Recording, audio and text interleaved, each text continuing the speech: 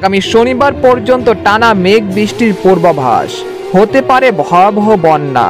এছাড়া আগামী 24 ঘন্টায় দুই বাংলার বিভিন্ন জেলায় বিক্ষিপ্ত বজ্রসহ ভারী থেকে অতি ভারী বৃষ্টির সম্ভাবনা, এমনটা জানাচ্ছেন আবহাওয়া দপ্তর।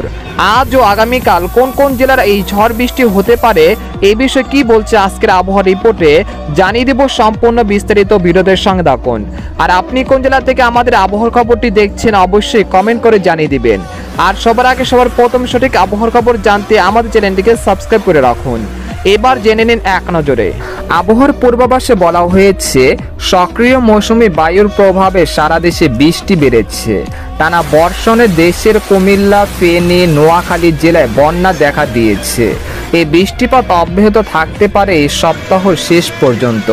তবে শনিবার থেকে চলমান মেঘ বৃষ্টির প্রবণতা কমে যেতে পারে বলে জানিয়েছেন বাংলাদেশের আবহাওয়া দপ্তর। এছাড়া গত 24 ঘন্টায় দেশের সর্বোচ্চ বৃষ্টিপাত রেকর্ড করা হয়েছে চট্টগ্রামের সীতাকুণ্ডে 193 মিলিমিটার। আর সর্বোচ্চ তাপমাত্রা রেকর্ড করা হয়েছে খুলনার যশোরে 34 ডিগ্রি সেলসিয়াস।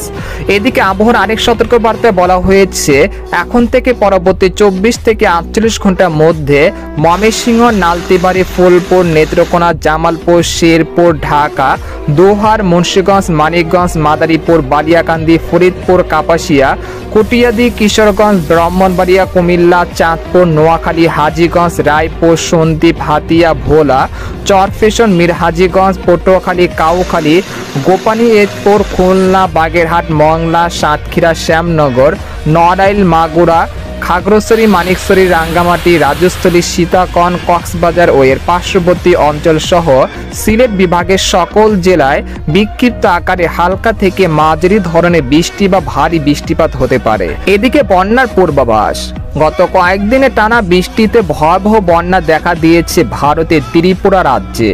এতে এখন পর্যন্ত 7 জন নিহত হওয়ার খবর পাওয়া গেছে। নিখোঁজ রয়েছেন আরও 2 জন।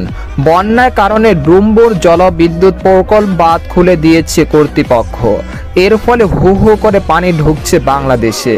এছাড়া আগামী 24 ঘন্টায় দক্ষিণ পূর্ব অঞ্চল, ফেনী ও চট্টগ্রাম জেলার মুহুরী এবং হালদা নদী পানি সমতল বিপদসীমার উপর দিয়ে প্রবাহিত হতে পারে। ফলে এসব এলাকার নিম্নাঞ্চল বন্যা পরিস্থিতি স্থিতিশীল থাকতে পারে বলে জানিয়েছেন বাংলাদেশের পানি উন্নয়ন বোর্ড।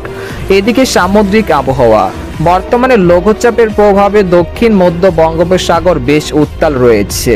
তাই দেশের সকল সমুদ্র বন্দরগুলোকে 3 নম্বর স্থানীয় সতর্ক সংকেত অব্যাহত রাখা হয়েছে।